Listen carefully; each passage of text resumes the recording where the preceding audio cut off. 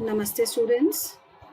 Today we will be starting with the second part of chapter 4, that is data file handling. So as I told you last time, we have understood that there are different types of files which are being created and used in Python, that is text files, binary files and CSV files.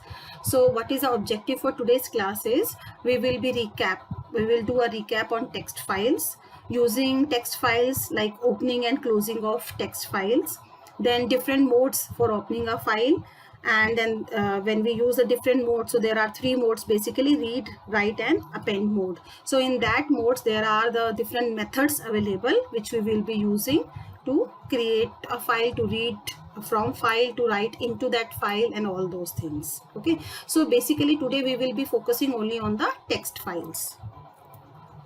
Okay, now let us first recap about the text files.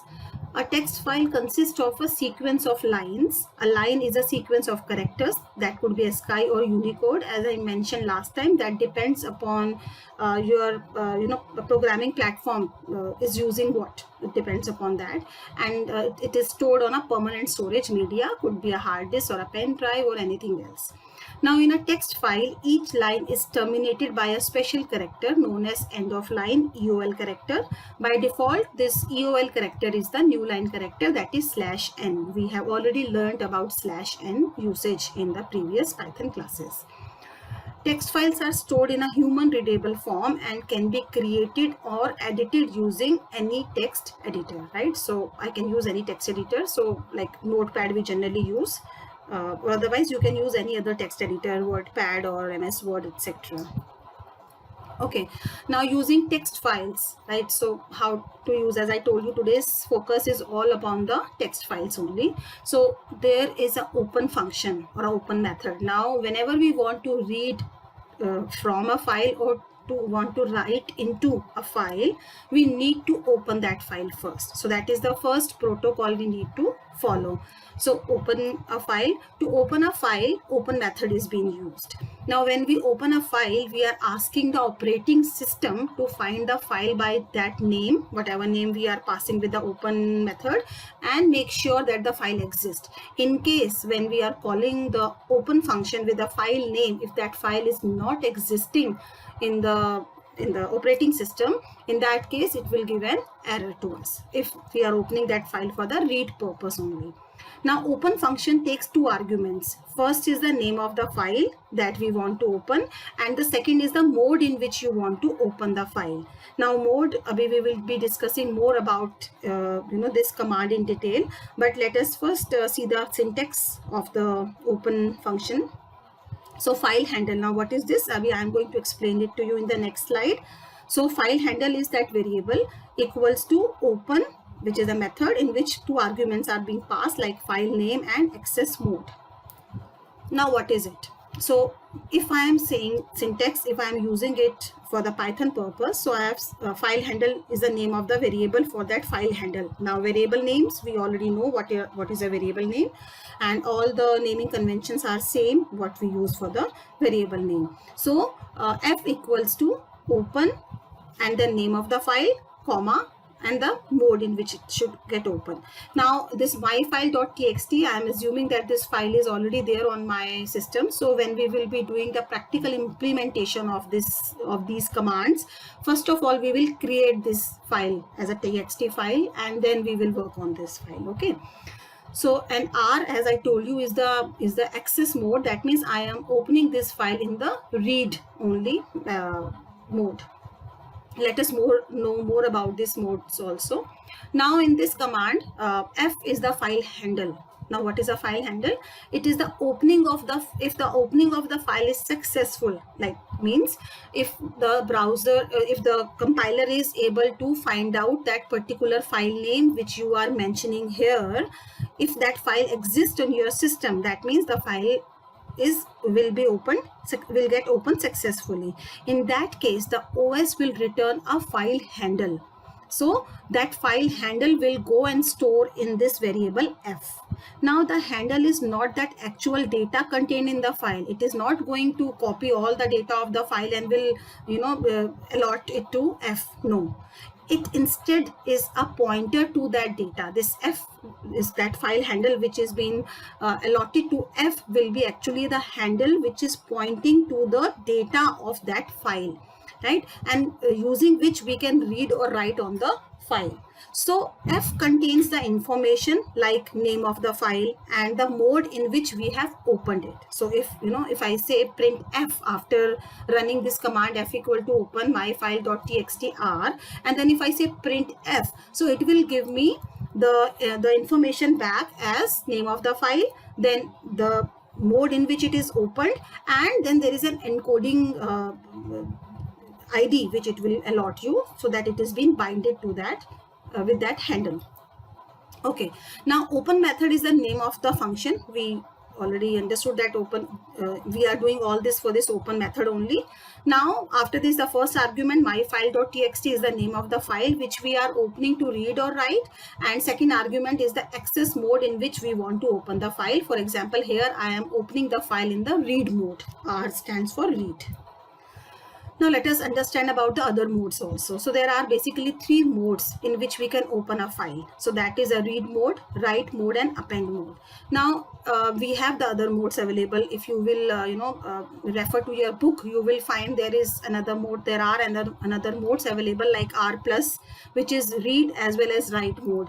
Then W plus, which is write as well as read mode. A plus, which is append as well as write mode, and so on. So there are other modes also, but at present, for the sake of understanding, we will only start with read, write, and append mode independently. I am not going to mix two modes at present. By the end of the chapter, once we will be thorough with these concepts, then we will be learning joining of these two concepts and all that. What is the difference? Why R plus or W plus is different, how, and all that we will learn later. But at present, we will be only understanding, we will be only opening our file in any of these one mode at a time. Okay, so read mode, as I told you, R is to read the file. So it is a default mode of opening a file. So that's why if in case out of this read mode, as I told you, is the default mode. So if my command like f is equal to open my file.txt comma R, so in case I skip that R, that is the second argument, in that case, since read is the default mode, the file automatically will get open in the read mode. So in case of if I am opening a file in the read mode, I can skip the second argument also. But if I want to open my file in the write or on the append mode, then it is compulsory to mention the second argument. Okay, now W mode. So this mode is used when I want to write to that file. Then append mode, to write at the end of the file. Now, as I told you, that second argument is not compulsory if the file is to be opened in the read mode. Now, before I take you further, some of you may be having this question in your mind that why we are learning all this. So, now you have already learned the basic functionality of Python. The things which are already offered in Python, you have already learned about strings, you have learned about lists, dictionaries, and all that. But as I told you, till now, whatever programs we are doing are all of the transient type of programs in which we are not able to save our data. But now when you will be working for your projects, you want your data to be saved, right? Either in the, maybe you are using the text file for that, maybe for the binary files, whatever it is, but then you need to save that data. So this chapter is very, very important from project point of view to understand, because this chapter is going to help you to learn how to save your data permanently for next time usage also. Okay, now I know you are finding a lot of theory on the slides, but don't worry, this is just the concepts I have written so that you can prepare your notes from these slides. And once I will be through this slides, then I am going to give everything in the practical implementation also. Now Python provide various methods for reading data also. So when I am saying that I am opening a file in the read mode, so in read mode further, right, there are 4 different methods. So in the open method, I have the second argument as how to access that file. So as I told you, that is either in read mode or in write mode or in the append mode. Now in the read mode further, it has got 4 methods. That means the file can be read in 4 ways. Read function, so that method or function to read the entire data from the file in one go. Okay, then read n. So if I want to just read a certain number of characters, not all, let's say my file has got 100 characters and I just want to read 25 characters out of it, so I can use read n method, where n is the number of characters from the file. Then read line, to read only one line at a time from a file. Now how the file is going to differentiate that it is one line done? So wherever there is an enter key press at the time of preparing that text file, or if you are using the write mode, if you are including /n. So /n, as I told you, is end of line character, which is a default for these text files. So lines will be identified based on this EOL character. Then comes read lines. Now the read lines, what does it do? It also read all the lines together, just like read, but the difference is it will give all the lines in a list form. So we already know what are list, which is in the square brackets. So it will return all the lines in the form of a list, and then we can use that data as we use a list the same way. Okay, so Abhi, I will be showing you all the demonstration of all this. Now let's going for a practical implementation, but before that just remember 2 important points.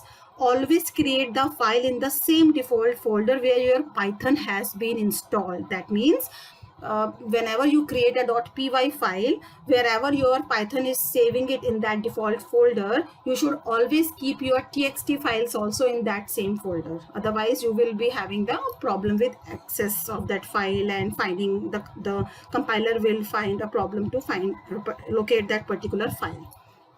Second is always use close function, close method to close the file. So whenever we are opening a file, whenever we are using a open method, it is always suggested to use the close function as soon as we are done with that working with that file. So always use close function to close the file. The close method of the file object flushes. Why we need to close? Because it flushes any unwritten information and closes the file object, so that further no reading or no writing can be done on that file. Right. Although Python automatically closes a file when the reference object of the file is reassigned to another file. For example, the way I have written f equals to open and then my file.txt comma r. If in case I write this statement again later with the write mode w, then it automatically will close the file for the read mode, right, and will assign that hef handle to the write mode. But then just like in HTML, we always suggest you as the programmers that even if you close the HTML tag or the body tag at the end or the other tags also at the end, even the compiler won't give you any error. Neither your program output is being affected, but still as a programmer, it's always a good practice to close the tags. So same is here. So it is a good practice to use close method as soon as you're done with your working on that particular file. Okay, so that's all with the PPT part. So that's actually whatever I have included till now is you have to refer for your notes. As I told you, you have to keep on writing your notes in your notebooks, keep preparing it. Whatever I'm writing in the PPTs, I think that notes are more than enough. Just copy them in your notebook so that your reference material is ready when the study time is there at the end of the year. Okay, so let me take you to the Python now. Okay, so I'm just minimizing it. Now, as I told you that we are going to use the file for the read purpose. So for that file need to be present in the system first. So you need to find out where is your default folder placed. So how can you do that? You can go, and when you will say file, I'll say suppose new file, or if I say open, so you will see that you can see this Python 38 folder is there. Now you can keep on going up and you can see the location of this Python folder. You keep on noting, and at last just say cancel, and then you can go directly to that file. So in my system, like I just show you, like in my system, I have to go in PC. C. Now in the C, I have to go to users. Generally, it's same. So this Priyanshi folder is maybe extra in mine. It may not be, it definitely will not be in your system. But then after users, you directly may be having this app data folder, right? So after users, you must be having directly app data folder. In that, you have to go to local. In the local, then you have to go to programs. Yeah, programs, and then Python is here where it is installed, and Python 38. So you can see all these files which we have created so far, in the previous classes, legb.py, calc.py, whatever we have done, they all are by default saved here in this folder. Now here what I do is I right click and I say new, and I create a text document. Right, now I give it a name, my file.txt. okay, now I just double click on this file and I am writing some information in this. Hello students, enter. Now see, I have pressed the enter key, so that means /n. How are you doing? I am missing you all a lot. I don't know English. Okay, let it be. So I am just saving, and then I'm just closing it. So this is my file.txt is ready. I'm closing it now. Now I'm going to Python. Okay, now here, as I told you, the first thing I need to do is I have to open that file, right? So again, as I told you, I can call that files. In the previous class, I have told you that I can directly do it from the shell, or I can write a script file.py file to do whatever I will be going to do on the shell. So it's your choice entirely. You want to use a py file for this purpose. So generally, when we will be doing the project, at that time we definitely is going to use the py file, and then we will be also learning how to create the link between the other files also. So that time maybe we will be using the script files, but right now I'm using the shell only to do all that operations. So I have to write a name of the handle. It could be any name, right? It could be your name also, a variable name. We have learned this already. So f1, f2, whatever. So let's say I'm saying f1 equals to, open, and I have to write the first argument is the name of the file. So I'm writing my file.txt. So this extension needs to be mentioned, otherwise it will produce an error. Okay, now I'm not writing the second argument by deliberately, intentionally, so that you understand that if I'm not writing, I'm skipping the second argument, even then it works. So I'm just showing you this, so you can see it is giving no error. That means it is been able to locate that particular file. Okay, now I am just showing you there was one command. Just a minute. Okay, so just a minute, let me see if my video has started working or not. Yes, it started working. So okay, so yeah, so I was been mentioning that I have already opened this file, and since it is not giving me any error, that means that file OS operating system is able to locate that file. It's there in the system. Now, as I told you, now if I say print f1, now this is my variable which is having the detail of that handle. So it will give me these details. That name is my file, so this handle is associated with the file my file.txt, and this file is opened in the R mode. As I told you, if I'm skipping the second argument, by default it is going to open in the read mode, and this is the encoding number with which that connection is being made. Now, as soon as my f1 has got the detail of the handle, I have some properties of f1 which I can check separately also. So you can see the moment I put dots, it is giving me all those properties. So out of which if I say name, so it will give me the name of the file. Right, now similarly, if I say f1 dot let me check what else can mode. Okay, in which mode it's open, so it will give me the mode in which it is opening. Right, similarly, if I'll show you f dot closed, if I ask the property, sorry, f1 dot closed. So if I ask this property, so it is saying false because right now my file is in the open mode, right? So these all are the properties which are associated with the handle F1 now, and there are many more which we will be using now. Okay, so I hope this much is clear to you all. Now our handle is created, F1 is there, which is which is able to read or write anything on the file. But since I have opened my file in the read mode, so in my file now it is able, it will be able to read the entire file. So I am going to use all the four methods of read one by one to all of you. So first of all, what I am doing is I am showing you the read. So since I will be introducing, there are few more functions which are not there in your books, but then I will be telling you extra so that you can use these files more effectively. But today, first of all, I will stick to whatever is there as per your curriculum. Okay, so what I do is I will say f1 dot read. Now if I directly say f1 dot read, even then it will read the function, it will read the file. So you can see it is showing you the file in this way: hello student, then there was a line break if you remember, then how are you, then at end of EOL character, then I am missing you all a lot. Now if I will try to say this again, so it will give me blank. Why? Because this handle moves, as the pointer of this handle moves when you are being moving to the next part of the file.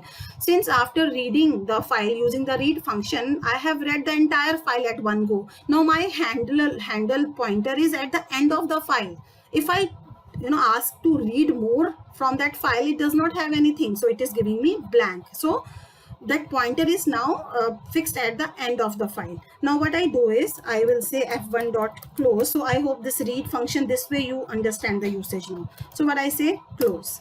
Now if I try to check f1 dot closed, what will it say? It will say true because my file is closed now, right? Now I again run this statement, right? So there is a method to put the pointer in the beginning also, but I don't want to teach you that at this point. First, and focus on this. So my file now again is open and my pointer is now pointing to the first character of that file. Now let me make you understand another usage of this read function. So this we understood. Now if I capture this in some variable, let's say I take it in x. So I say x equal to fn dot read. Now my entire file will be read and that will be saved in x. Now if I say print x, so you will see it is showing me the file in this format. So if I directly run f1 dot read, then the file will be given in this way. It is also pointing that there is a line break after this, line break after this. But if I want to see it in that particular mode, then I have to capture it in a variable, right? So this x variable right now is taking the data as strings. That's why it is showing you like this. Okay, so I hope this is clear. Now again, since I have used the read function, which is used to read the entire file at one go, so definitely your file is being read in one go. So my pointer is at the end of the file. If I try to use some other read function on this, it will not work, right? So what I do is I will say f1 dot close. Okay, so my file is closed now. Okay, so I'm continuing it in the second video from this point only.